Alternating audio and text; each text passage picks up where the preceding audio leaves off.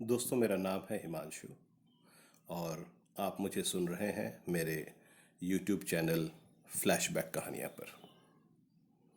दोस्तों, अगर आपने इस चैनल को अभी तक सब्सक्राइब नहीं किया है तो अभी कर लें और साथ ही बेल आइकन प्रेस करना न भूलें, ताकि जब भी कभी कोई नई कहानी मैं इस चैनल पर अपलोड करूं वो सबसे पहले आप तक पहुंचे। दोस्तों, आइए सुनते हैं पूनम अहमद जी की लिखी कहानी खोया संसार। सुनंदा एयरपोर्ट पहुंच चुकी थी।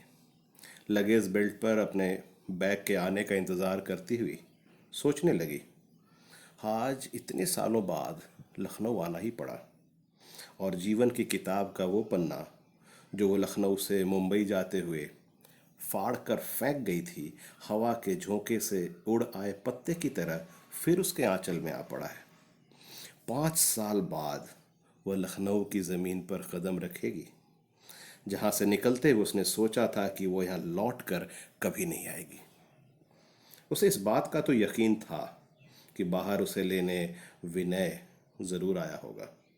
कैसा लगेगा इतने सालों बाद एक दूसरे को देखकर। कितना प्यार करता था उसे, कैसे जी पाया होगा वो उसके बिना। वो भी क्या करती, अपनी महत्वाकांक्षाओं अपनी भावनाओं को कैसे दबाती। विनय ने कैसे खुद को संभाला होगा। उसके बिखरे हुए व्यक्तित्व को देखकर क्या सुनंदा को गिल्टी फील नहीं होगा। अपना बैग लेकर सुनंदा एयरपोर्ट से बाहर निकली। विनय ने उसे देखकर हाथ हिलाया। हाय हेलो के बाद उसके हाथ से बैग लेकर विनय ने पूछा, कैसी हो। सुनंदा ने उसे ऊपर से नीचे तक देखा। वो बहुत स्मार्ट और फ्रेश नजर आ रहा था। सुनंदा बोली, मैं ठीक हूँ, तुम कैसे हो। विनय ने मुस्कुराकर जवाब दिया, ठीक हूँ। सुनंदा ने चलते चलते उसे बताया, कल यहाँ मेरी एक मीटिंग है, सोचा यहाँ आने पर तुमसे मिल ही लेना चाहिए। बस तुम्हारा नंबर मिला दिया। वही नंबर था तो बात हो गई।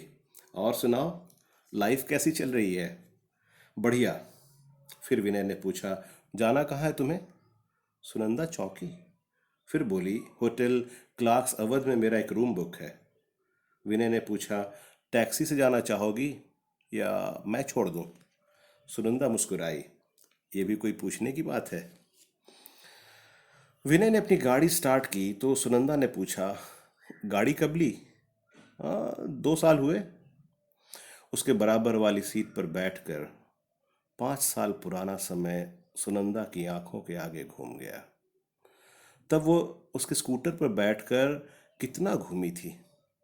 विनय की कमर में हाथ डालकर वो बैठती और वो धीरे से गर्दन घुमाकर उसके गालों को छूने की कोशिश करता।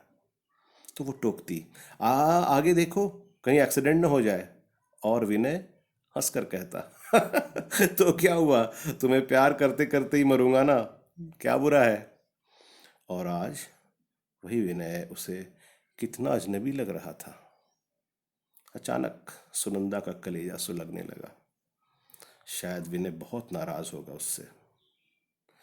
कितना सरल सहज जीवन था जो विनय के आगोश में सुरक्षित सा था, पर महत्वाकांक्षाएं उछाले मार रही थी। गृहस्थी की जिम्मेदारी भी कुछ ज्यादा नहीं थी, तब भी वो उस बंधन से मुक्ति मांग बैठी थी। रास्ते भर विनय ऐसे ही औपचारिक बातें करता रहा। विनय ने होटल आने पर गाड़ी रोकी और कहा, तुम्हारे पास मेरा फ़ोन नंबर तो है ही, कोई ज़रूरत हो तो बताना। और हाँ, कब जाना है वापस। परसों की फ़्लाइट है, कल मीटिंग से फ्री होते ही फ़ोन करूँगी, तब ज़रूर आ जाना। देखता हूँ, होगा तो कल आऊँगा, कहकर विनय चला गया। सुनंदा अपने रूम में पहुंचकर फ्रेश हुई, फिर लैपटॉप निकाला और अगले दिन की मीटिंग की तैयारी करने लगी। एमबीए कंप्लीट करने के बाद एक मल्टीनेशनल कंपनी में अच्छे पोजीशन पर काम करना उसका सपना था और उसका वो सपना पूरा हो गया था। घर गृहस्थी हमेशा से उसे बंधन लगते थे। उसने सबसे मुक्ति पा ली थी। विवाह के बाद एमबीए करने में विनय ने उसे भरपूर सहयोग दिया था और विनय की माँ ने भी उसका पढ़ने का शौक देखते हुए घर की कोई रिस्पॉन्सिबिलिटी उस पर नहीं डाली थी। और जब सुनंदा को एमबीए करते ही मुंबई में जॉब का ऑफर मिला तो उसने सोचने में एक पल नहीं लगाया। विनय लखनऊ छोड़ नहीं सकता था। उसने सुनंदा को बहुत समझाया कि तुम योग्य हो, तुम्हें लखनऊ में ही और कई अवसर मिल सकते हैं। लेकिन सुनंदा, उसे तो अपनी आत्मनिर्भरता और महत्वाकांक्षाओं को तिलांजलि देने की बात सोचकर ही घुटन होने लगती थी। और जब सुनंदा को विनय और जॉब में कोई तालमेल बनता नहीं दिखा, तो उसने सब रिश्ते एक झटके में तोड़कर विनय से तलाक की मांग कर दी थी। विनय ने उसे बहुत समझाया था, लेकिन सुनंदा किसी तरह यह अवसर छोड़ने के लिए तैयार नहीं थी और वो डाइवोर्स लेकर ही मानी थी।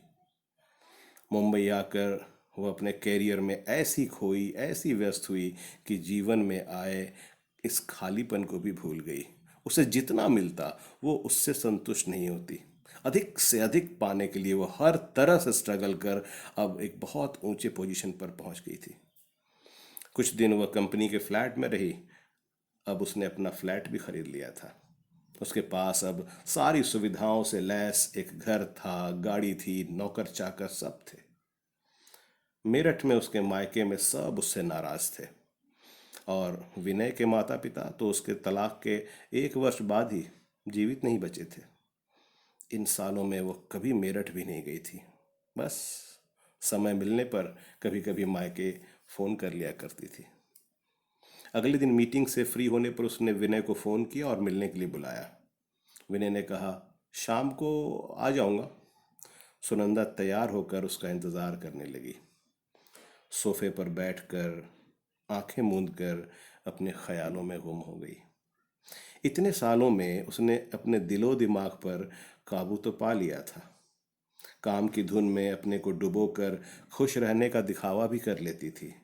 लेकिन प्यार भरा मन समुद्र सा उफनता रहता था, अपना सब कुछ लुटा कर खाली हो जाने को, किसी को अपनी चाहत में पूरी तरह डुबो देने को, भिगो देने को। आज विनय को देखकर फिर दीवानी हो गई थी। उसे देखते ही उसके ख्यालों में खो गई थी। सोचती रही, क्या विनय भी उसके साथ के लिए बेचैन होगा? अगर हाँ, तो वो विनय से अपने व्यवहार के लिए माफ़ी मांग लेगी, एक बार फिर उसके साथ जीवन शुरू करेगी। विनय उसे ज़रूर माफ़ कर देगा। वो उससे बहुत प्यार करता था। बहुत रह ली अकेली। चंचल नदी सागर में समाकर ही शांत होती है। सालों से पुरुष स्पर्श को तरस रहा उसका नारी मन आज अपना सर्वस्व त्याग कर, आत्मोत्सर्ग कर शांत हो जाने को मचल उठा। विनय के साथ बीते पुराने दिन रात याद करते करते मिश्री की तरह कुछ मीठा मीठा उसके होठों तक आ गया और विनय के चेहरे को हाथों में भर लेने की चाह से ही माथे पर पसीने की बूंदें आ गईं। वो अपनी मनोदशा पर हंस दी। तभी डोरबेल बजी। सुनंदा ने लपक कर दरवाजा खोला और हैरान खड़ी रह गई। विनय एक लड़की के कंधे पर हाथ रखे सामने खड़ा था। लड़की की गोद में एक छोटा सा लगभग 2 साल का बच्चा था। विनय ने मुस्कुराते हुए इंट्रोडक्शन करवाया, ये नीता है मेरी पत्नी, और ये हमारा बेटा राहुल, और ये। नीता मुस्कुराई, आपके बारे में सब जानती हूँ। सुनंदा के चेहरे पर एक साया सा लहरा गया। उन्हें अंदर आने का इशारा करते हुए जबरन मुस्कुराई। उन्हें बैठने के लिए कहकर, उनसे पूछकर कॉफ़ी का ऑर्डर दिया। बच्चा विनय की गोद में ही बैठा रहा। सुनंदा खुद पर कंट्रोल रखती हुई बातें करती रही। बहुत ही मिलनसार, हंसमुख स्वभाव की नीता हंसती बोलती रही। बीते समय की बात किसी ने नहीं की। करीब 1 घंटा तीनों बैठे रहे, बातें करते रहे। जाते समय नीता ने ही कहा, अगली बार भी आए तो मिलकर जाइएगा, अच्छा लगा आपसे मिलकर। उनके जाने के बाद सुनंदा बेड पर ढह गई। उसकी आंखों के कोनों से आंसू ढलक पड़े। जिन चीज़ों को आधार बनाकर उसने अपने भविष्य को गढ़ा था, उनसे यदि वह सुखी रह सकती तो आज रोती ही क्यों? आज विनय का बसा हुआ सुखी संसार देखा तो लगा कि वो हार गई। अपनी सारी महत्वाकांक्षाओं को पूरा करने के बाद भी हार गई वो। क्या हो गया ये सब? वो हमेशा बहुत ऊंचा उड़ने की सोचती रही, बहुत ऊंचा। विनय का प्यार, विनय की बच्चे के लिए चाह, घर गृहस्थी के काम काज, विनय की रुचि, शौक, पसंद नापसंद सब में उसे सहभागी होना चाहिए था। तभी पनपता वो प्यार जो उसने नीता की आंखों में लबालब भरा देख लिया था। वही प्यार जो वह सुनंदा को देना चाहता था, पर वह अब पूरी तरह से नीता को समर्पित है। हाँ, ये प्यार ही तो है जिसे वो ठुकरा कर चली गई थी। यही तो वो सिलसिला है जो आगे चलकर एक सुखी सफल लंबे वैवाहिक जीवन की नींव बनता है। उसने तो नींव रखी ही नहीं थी, और अब तो ध्वस्त अवशेषों पर ही आंसू बहाने हैं। तो दोस्तों, इतनी सी थी ये कहानी। फिर मिलूंगा किसी और ऐसी ही अच्छी कहानी के साथ। तब तक के लिए जय हिंद, जय भारत।